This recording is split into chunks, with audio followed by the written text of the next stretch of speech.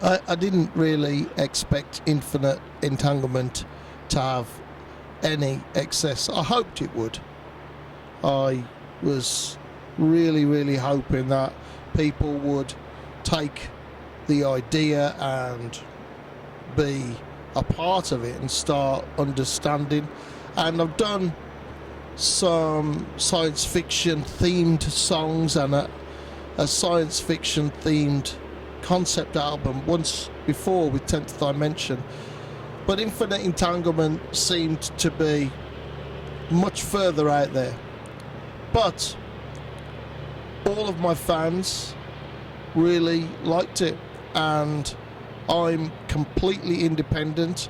I don't send my music to journalists or magazines before the fans. So my fans hear my album before any journalist. And that's very important to me personally. And they liked it. And that was really encouraging. And it was a huge relief. And when we did the tour, they sang the new songs and they started to feel like the new songs were old friends in the set, and things started to go really, really well. Is it true? Absolutely, yeah. My management that I have support completely my artistic vision, and so does Chris. Once we knew that Infinite Entanglement wasn't one album, when we understood that it had to be three, I said to Chris, this is not one album, it's three. It's a trilogy. It has a beginning and it has an end. This is a big idea. Then everybody kind of went, oh God, no. But everybody stayed with me, believed in it. They didn't question the idea. They did their absolute best, and it's just been fantastic. Well, I think really Chris had a huge role on this album as the producer. Yeah, when as Blaze said, when we started the Infinite Entanglement idea, we were doing a lot of the songwriting, and I think the initial idea we came up with something like 18 songs, which we've now been putting into place, into the story, into the trilogy. And I was very involved with the recording of the first album, but with this album, Endure and Survive, I took over the role as producer with Blaze, and so kind of my role as producer with Endure and Survive is, if you imagine it like a jigsaw puzzle, you start off with the pieces on the outside, and then you slowly build it in and keep filling in the places until you've got the big picture. So I'm the guy that puts everything into place, starts the puzzle from the outside. So we get the drums in on the first week, then we put the guitars down and bass on each track, listening very closely on the sounds. Are we getting the right sound? Are we layering the guitars enough? Is the guitar solos in the right position? Are the melodies in the right place? So that's what I was doing in a lot more detail with Endure and Survive. I used to watch science fiction programs with my mother when I was a boy, and Doctor Who and Moonbase Alpha and the original Star Trek series. So we watched these things together, and that fiction really inspired me, and it stayed with me.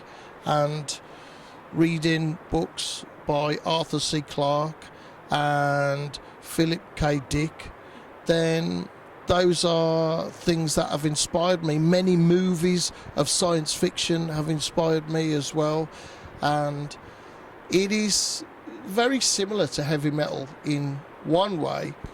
There's a lot of bad, ordinary science fiction movies, but when a great science fiction movie comes, it is incredible and life-changing.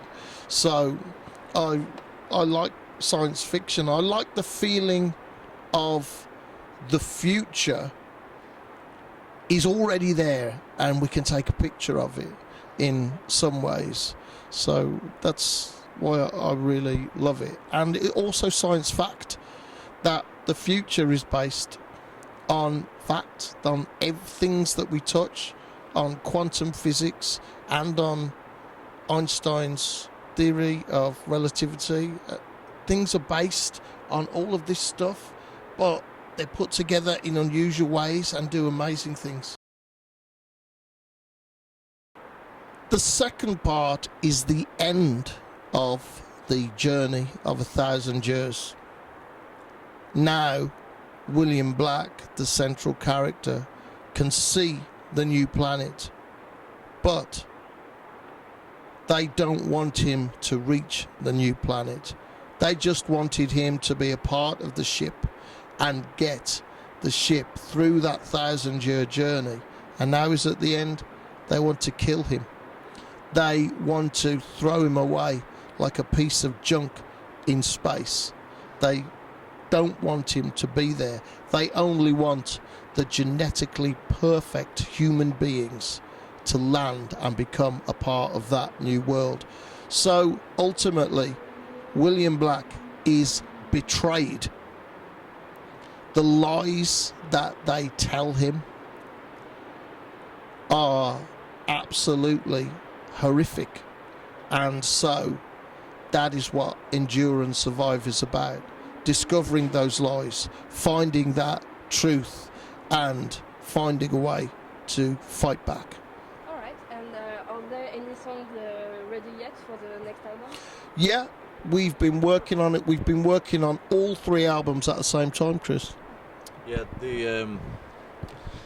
a bit like I just said, when we started the writing sessions for Infinite Entanglement, and we had the 18 songs, and then Blaze came up with this idea, the huge idea that it was going to be a trilogy. It's kind of entered the next sort of hurdle we hit, was how we're going to write this album, Endure and Survive, and a lot of the writing was actually taking place while we were on the Infinite Entanglement tour. So every time we had a day off, or we had a few hours available backstage or in a hotel or something, we were constantly working on the songs, and we weren't really writing with a view to putting them on a specific album. It was writing the songs to fit the story, So there's some songs that got left over from the last album, and we thought, well, this doesn't really fit in the story yet. This happens much later in the story, so we'll keep that one, store that one in the database, and we'll come back to that one when we feel, it needs to come in now. So same thing is happening again. We've started the Endure and Survive tour, and we're starting to work on the writing right now. We already have, quite a few songs ready, and then, we've just got to keep working on it, building the songs up to the high standard that we've been keeping absolutely everything for these two. So it's a big project, but we're being very, very strict with ourselves, because everything has to be 200% ready, and that's why I think it's been a success with the fans. Okay. And do you have any idea when it will come out? Yep. 1st of March 2018. Okay. The recording? I started that song with Michelle, who is someone I work with doing some of my acoustic shows, and she's also a co-writer on many of the songs. And the idea is that escape velocity is 25,000 miles an hour, and what troubles us in our lives are the dark thoughts we have, the disappointments, the regrets that we have. And perhaps if you could travel fast enough, you could travel faster than you could think, so you would never think about your regrets or the horrible things that happened to you in the past. That's why it's escape velocity. And it's a scientific term, and when I saw escape velocity, my imagination says to me, and my heart says to me, fast enough to escape. What are you escaping? Escape velocity is to, of course, escape the gravity of Earth. For me, it was to escape the gravity of my life, of that character. So that character is trying to reach escape velocity before he turns into a complete narcissist and ogre, a narcissistic bully. That's where it comes from. And musically, I think a lot of it is down to Chris. Yeah, the song Escape Velocity was actually, the initial idea was put together with Blaze and Michelle on acoustic first off, where Blaze is able to really get a lot of the melodic ideas, the melodies, and where his voice is being pitched in the correct key, with Michelle on acoustic, which is very good for singers. So that was handed over to me as an acoustic piece, and then myself and Blaze sat together, and that's when we start to turn it into a heavy metal song. And Escape Velocity is something that has got to be fast, so straight away Blaze says we need to come up with something, a guitar riff that's just sounds incredibly fast, and it's not a solo, it has to be a riff. So the actual guitar riff is incredibly fast on the picking hand, and I still have to really concentrate playing it live because it is a real rapid thing to play. And Escape Velocity is quite interesting because the main chorus of the song we actually came up with quite late.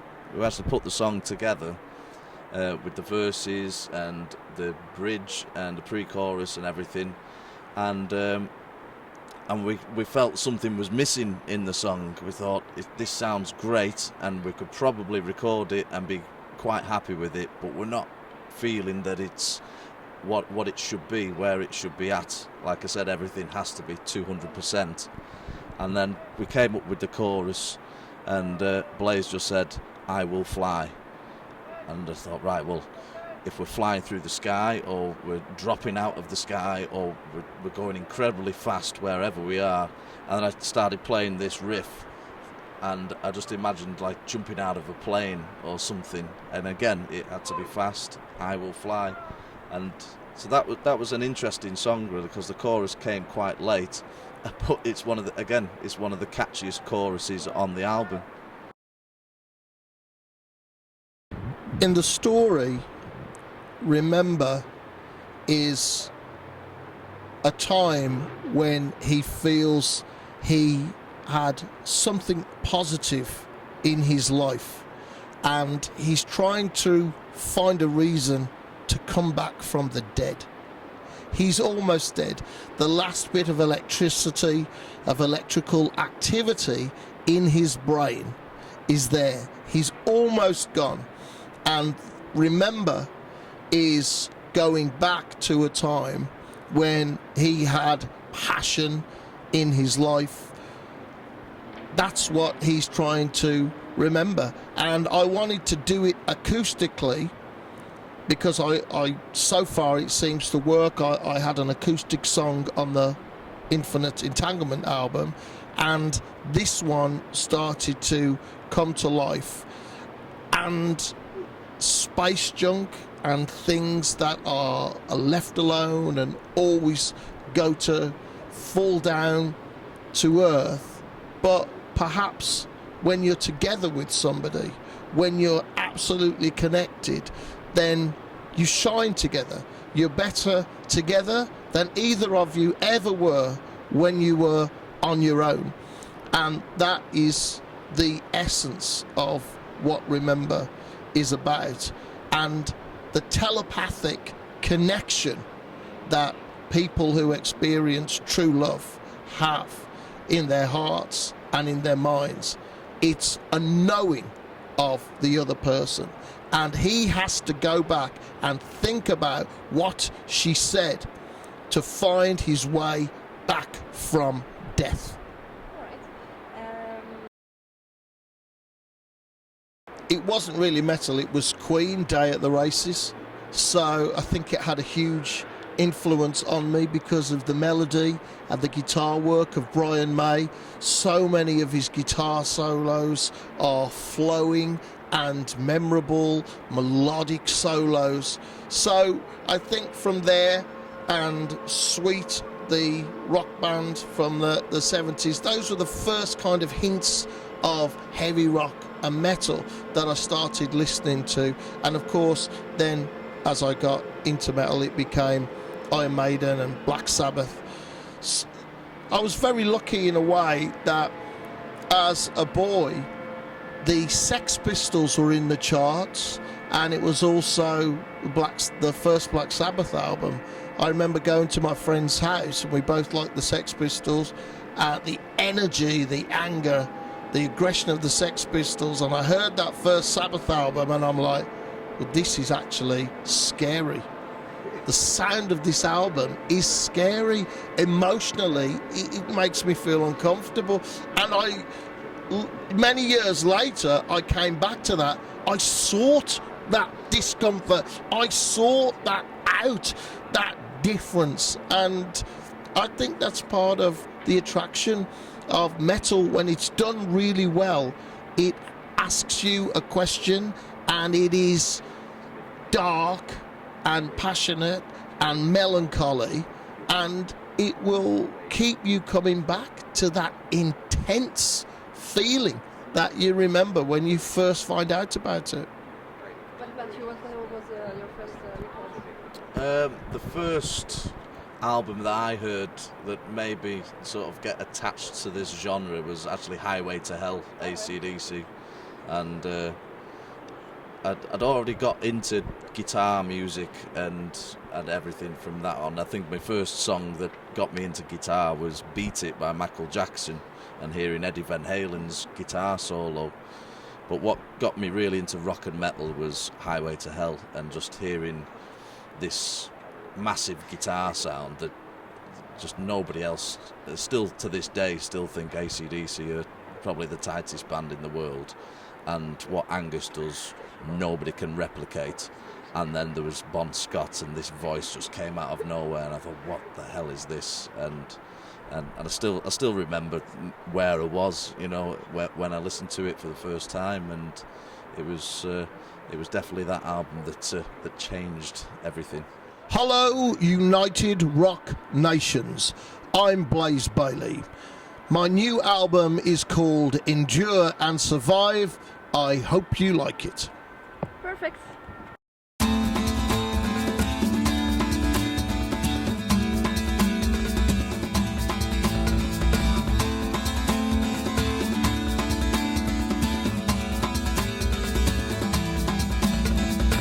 Thank you.